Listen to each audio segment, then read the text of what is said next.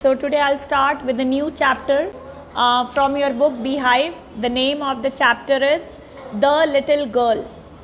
So the story is about a little girl, Kezia, and she is very scared of her father because she is very scared of her father and very fearful, in fact, because since childhood she had seen her father to be very commanding in nature. He is very authoritarian in nature, and therefore she is very fearful and she avoids her father. But then an incident happens in her life wherein she realizes that the fathers or anyone in the home has to be strict.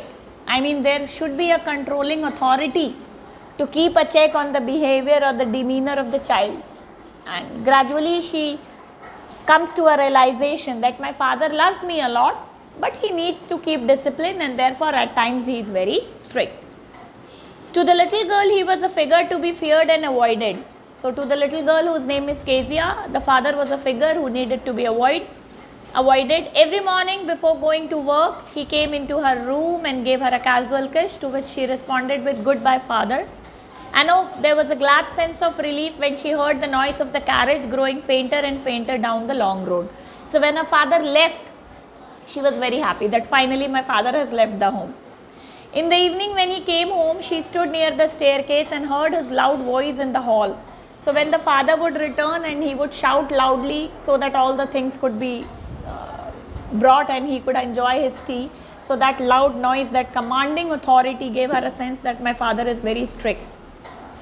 And when her father would call her that please come down and take off my boots, then she would stutter. I don't know, father. She is not able to speak politely. Politely is not the main word over here. She is not even able to speak. She can't even speak because she is so scared of her father.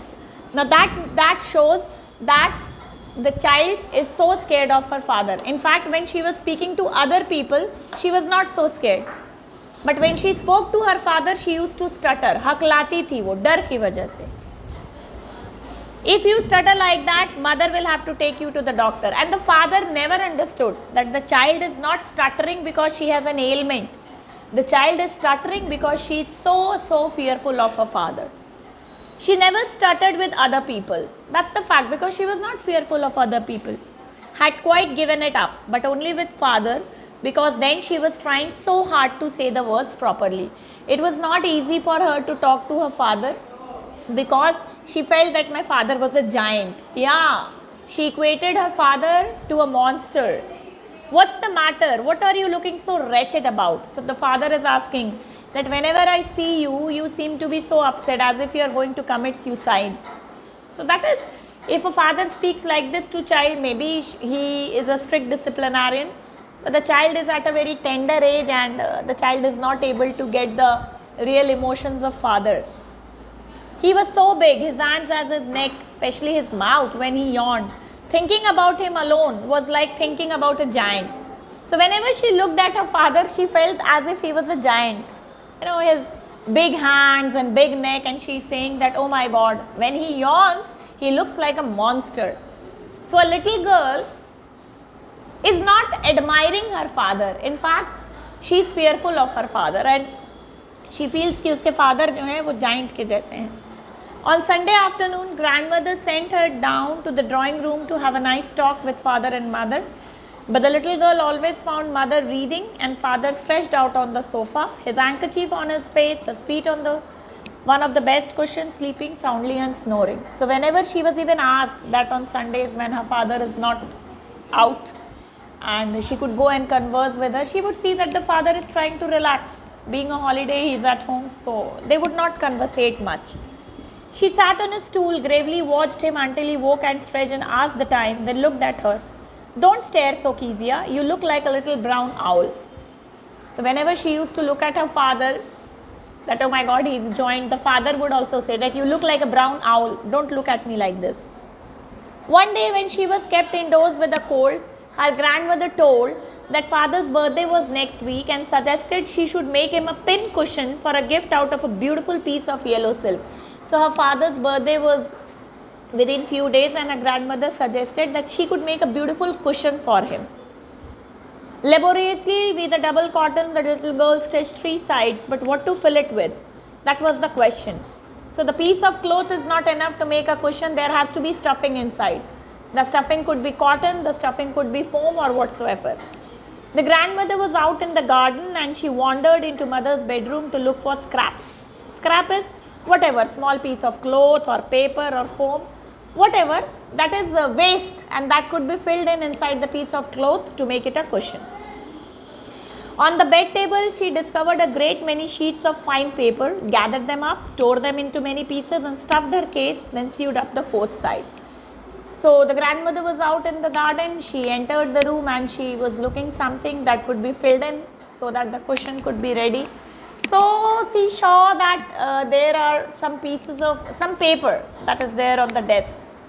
So she took it, she tore it into number of pieces and she stuffed those pieces in the cloth, and finally the cushion was ready. That night there was a hue and cry. Hue and cry is loud cry. बहुत शोर शराबा को बोलते हैं hue and cry in the house.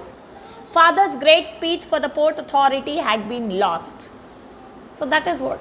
वो जो paper उसने फाड़े थे, that was a speech that was to delivered by her father. Rooms were searched, servants questioned. Finally, mother came into Kezia's room. Kezia, I suppose you did not see some papers on a table in your room, in our room. Oh yes, she said, I tore them up for my surprise. So she is such an innocent child. She is replying that, I have torn all the papers. I wanted to gift a surprise to my father and I tore it. What? Screamed mother. Come straight down to the dining room this instant. And she was dragged down to where father was pacing to and fro, hands behind his back. Well, he said sharply. Mother explained. He stopped and stared at the child. Did you do that? She whispered. So finally she was brought downstairs and the father got to know that it was Kezia who had torn the papers. She was crying too hard. She wanted to explain that she had done all this because she wanted to surprise her father, but the father was very angry. He had a ruler in his hand and he bade Kezia. She kept screaming, but she was beaten because he wanted to teach her a lesson that it was not to be done. She kept saying that it was for your birthday, but the ruler were hitting her hands incessantly. No one could do anything. And then she was very angry. She said, what did God make fathers for? Because the father beat her. She is very angry and she is saying कि fathers क्या इसीलिए होते हैं कि बस मार सकें parents को, बच्चों को. She was sobbing, she was crying because she was beaten by her father for a birthday gift. She never knew that the paper was really so important for her father. So this is all for today, students. We'll continue with the remaining part of the lesson in the next video.